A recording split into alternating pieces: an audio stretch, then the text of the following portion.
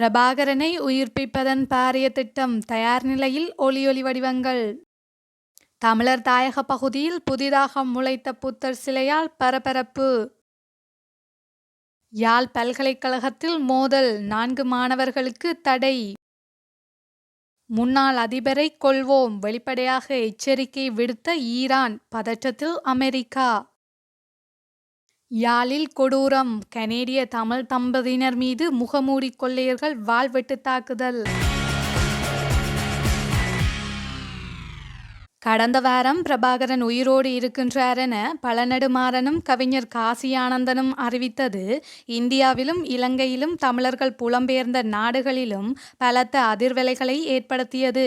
இந்த நிலையில் இந்த அறிவிப்பிற்கான பின்னணி என்ன என்பது குறித்து தமிழீழ விடுதலை புலிகள் இயக்கத்தின் மட்டக்களப்பு அம்பாறை மாவட்ட அரசியல் துறையின் முன்னாள் பொறுப்பாளரும் தற்போது விடுதலை புலிகள் இயக்கத்தின் ஒருங்கிணைப்பாளருமான தயாமோகன் பல அதிரவைக்கும் தகவல்களை வெளிப்படுத்தியுள்ளார். தமிழ் மக்களுக்கான அரசியல் தீர்வு திட்டத்தை கொடுப்பதற்கான அழுத்தம் வருகின்ற போது இதை காரணம் காட்டி இயக்கத்தின் மீதான தடையை நீட்டிப்பார்கள். சிங்கள கடும்போக்காளர்களிடம் கொதிநிலையை ஏற்படுத்தி குறைந்தபட்ச அதிகாரம் கொண்ட தீர்வு திட்டத்தை கூட தமிழ் மக்களுக்கு தரமாட்டார்கள்.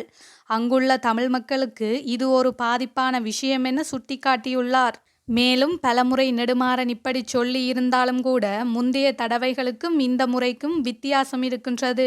பிரபாகரன் பெயரை சொல்லி பணம் வசூல் செய்வதை தடுத்த பிறகு இதை பற்றியெல்லாம் வெளியில் சொல்லி மக்களை குழப்ப வேண்டாம் என்றுதான் இருந்தோம்.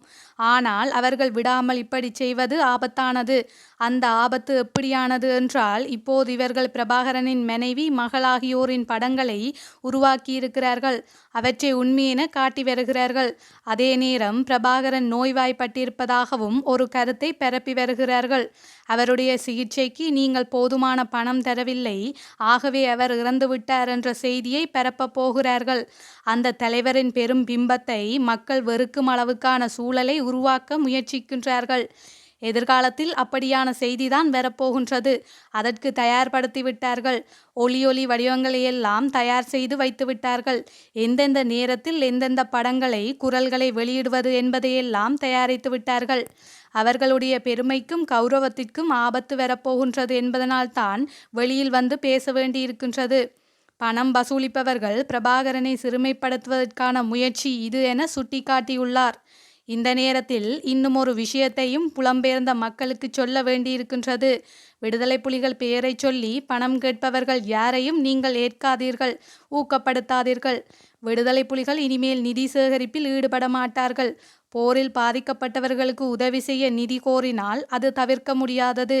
ஆனால் அப்படி உதவி செய்ய விரும்பினால் உங்கள் நண்பர்கள் வாயிலாக பாதிக்கப்பட்ட மக்களுடன் நேரடியாக பேசிவிட்டு அந்த உதவிகளை செய்யுங்கள் எனவும் தெரிவித்துள்ளார்.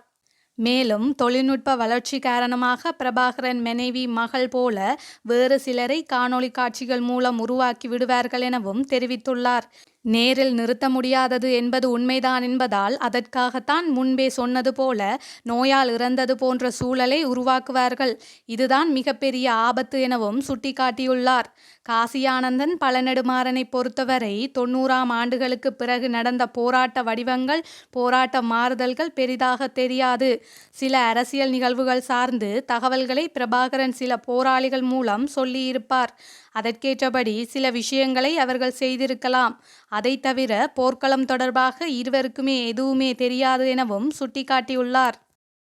ஜேவிபியினர் மக்கள் விடுதலை முன்னணி என்று கூறிக்கொண்டு திரிந்தாலும் இன்னமும் அதே கொடிய கட்சிதான் என்றும், கடந்த காலங்களில் ஜேவிபி நாட்டிற்கு செய்த அழிவுகளை மக்கள் மறக்கவில்லை என்றும் பௌத்த தேரர் ஒருவர் பகிரங்கமாக குற்றஞ்சாட்டியுள்ளமை பெரும் பரபரப்பை ஏற்படுத்தியுள்ளது.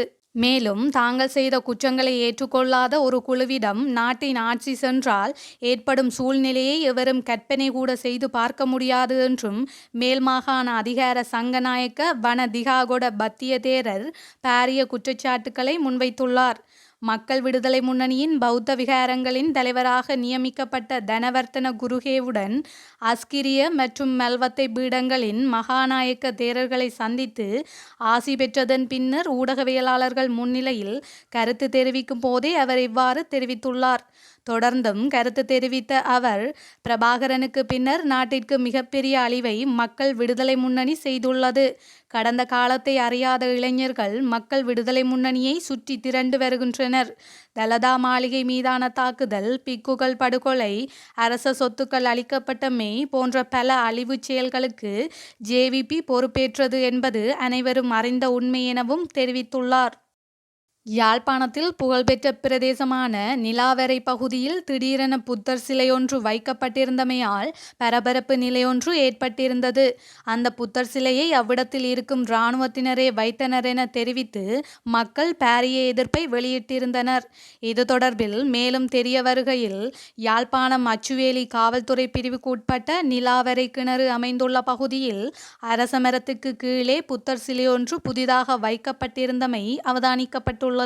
அந்த பகுதியில் நின்ற இராணுவத்தினரே அதனை வைத்ததாக தெரிவிக்கப்படும் நிலையில், மக்களின் பாரிய எதிர்ப்பு காரணமாகவும் வலிகாமம் கிழக்கு பிரதேச சபையின் தலையீட்டையும் அடுத்து சிலை இராணுவத்தினரால் எடுத்துச் செல்லப்பட்டது.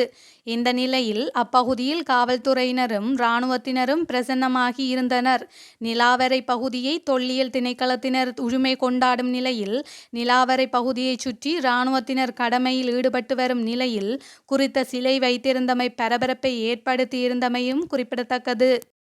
யாழ்ப்பாண பல்கலைக்கழக கலைப்பீட மாணவர்கள் 4 வகுப்பு தடையும் பல்கலைக்கழகத்தினுள் நுழைவதற்கும் தடை விதிக்கப்பட்டுள்ளது. 3ஆம் வருட மாணவர்களால் 2ஆம் வருட மாணவர்கள் தாக்கப்பட்டமை தொடர்பில் சுதந்திரமான முறை சார்ந்த விசாரணையை மேற்கொள்வதற்கு ஏதுவாக 4 பேருக்கும் உள்நுழைவு தடை விதிக்கப்பட்டுள்ளது. பல்கலைக்கழக மாணவர் வதிவிடம் ஒழுக்கம் தொடர்பான விதிமுறைகளுக்கு அமைய கடந்த 23ஆம் திகதி முதல் மறு அறிவித்தல் வரை விடுதி உட்பட பல்கலைக்கழக வளாகத்தினுள் பிரவேசிப்பதற்கும் கல்வி செயற்பாடுகளில் ஈடுபடுவதற்கும் பல்கலைக்கழகம் தொடர்புபட்ட எந்தவொரு நடவடிக்கையிலும் ஈடுபடுவதற்கும் தடை விதிக்கப்பட்டுள்ளது. கடந்த வாரம் 3ஆம் வருட மாணவர்களுக்கும் 2ஆம் வருட மாணவர்களுக்கும் இடையில் இடம்பெற்ற வாக்குவாதம் முற்றி கடந்த 23ஆம் திகதி வியாழக்கிழமை பிற்பகல் கைகலப்பாக மாறியுள்ளது. இந்த சம்பவத்தின் போது தலை மற்றும் தோள்பட்டை பகுதியில் உபாதைக்குள்ளான 2ஆம் வருட மாணவன் ஒருவர் யாழ்ப்பாணம் போதனா வைத்தியசாலையில் சேர்க்கப்பட்டார். சம்பவம் தொடர்பில் பல்கலைக்கழக மாணவர் ஒழுக்காற்று உத்தியோகத்தர்களால் மேற்கொள்ளப்பட்ட ஆரம்பகட்ட விசாரணைகளில் 4 மாணவர்களுக்கும் சம்பந்தம் இருப்பதாக கிடைத்த முறைப்பாட்டின் அடிப்படையில் பல்கலைக்கழக மாணவர்களின் வதிவிடம் ஒழுக்கம் தொடர்பான பல்கலைக்கழக மானியங்கள் ஆணைக்குழுவின் விதிமுறைகளுக்கு அமைவாக இந்த தடை விதிக்கப்பட்டுள்ளமை குறிப்பிடத்தக்கது. யாழ்ப்பாணம் ஊர்காவற்துறை காவல்துறை பிரிவிற்கு உட்பட்ட பகுதியில் உள்ள வீடொன்றிலிருந்து தீயில் கருகிய நிலையில் 2 பெண்கள் சடலங்களாக மீட்கப்பட்டுள்ளனர். மனுவேட்பிள்ளை, அசலின் பவுலினா, ஜேசுதாசன் விக்டோரியா ஆகிய வயது முதிர்ந்த 2 பெண்களே இவ்வாறு சடலங்களாக மீட்கப்பட்டுள்ளனர். சடலங்களாக மீட்கப்பட்டவர்கள் மறைந்த ஊடகவியலாளரும் கருத்தோவியருமான பயஸின் தாய் மற்றும் சிறிய தாயார் என தெரிய வருகின்றது. உயிரிழப்பு தொடர்பாக விசாரணை நடாத்தும் காவல்துறையினர் கொலையா, தற்கொலையா, தீ விபத்து ஏதும் ஏற்பட்டதா என்கின்ற கோணத்தில் விசாரணைகளை மேற்கொண்டு வருகின்றனர். யாழ் அனலை தீவில் கனேடிய தமிழ் குடும்பம் மீது வன்முறை கும்பல் வாள்வெட்டு தாக்குதல் ஒன்றை மேற்கொண்டுள்ளது. அதேவேளை வெளிநாட்டு நாணயம் மற்றும் பொருட்கள், நகைகளை கொள்ளையடித்து சென்றுள்ளது எனவும் காவல்துறையினர் தெரிவித்துள்ளனர். கனடாவில் வசிக்கும் குடும்பம் ஒன்று அனலை தீவில் உள்ள தமது பூர்வீக வீட்டினை புனரமைக்கும் நோக்குடன் கணவன், மனைவி இருவரும் அனலை தீவில் தமது வீட்டில் தங்கியிருந்து புனரமைப்பு வேலைகளை முன்னெடுத்து வருகின்றனர். இந்நிலையில் நேற்று முன்தினம் வியாழக்கிழமை நள்ளிரவு அவர்களின் வீட்டினுள் நுழைந்த 4 அடங்கிய முகமூடி கொள்ளை கும்பல் தம்பதியினர் மீது வாள்வெட்டு தாக்குதலை மேற்கொண்டுவிட்டு $3000 அமெரிக்க கடவுச்சீட்டுகள் உள்ளிட்ட உடைமைகளை கொள்ளையடித்து தப்பிச் சென்றுள்ளனர்.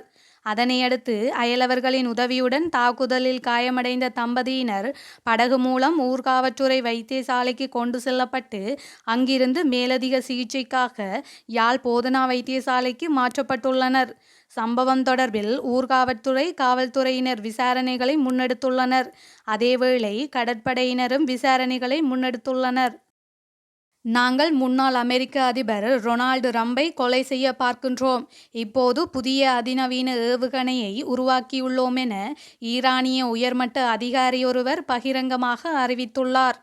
அமெரிக்காவுக்கும் ஈரானுக்கும் இடையே தொடர்ந்தும் மோதல் போக்கே நிலவி வருகின்றது.